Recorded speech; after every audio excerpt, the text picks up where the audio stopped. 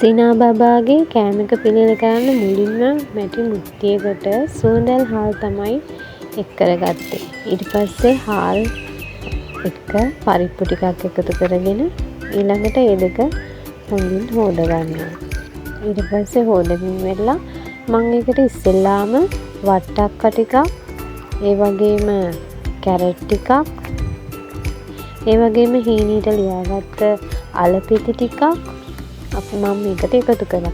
ඒ වගේම පොල් කිරි චුට්ටකුත් එකතු කළා. ඊළඟට මම හොඳට කුඩු කරගත්ත හාල් මැස්සන් කුඩු ටිකක් මේකට එකතු කරනවා.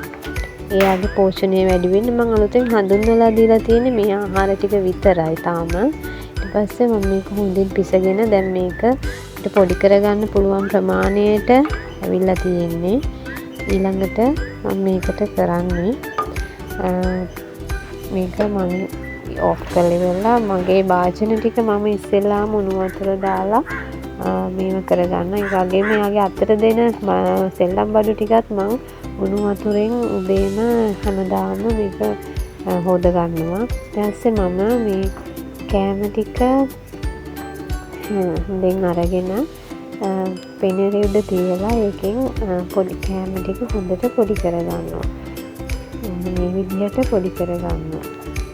පොඩි කරගෙන ඉවර වෙලා ඊට පස්සේ මම කරන්නේ දැන් මම පොඩි කරගෙන ඉවරයි.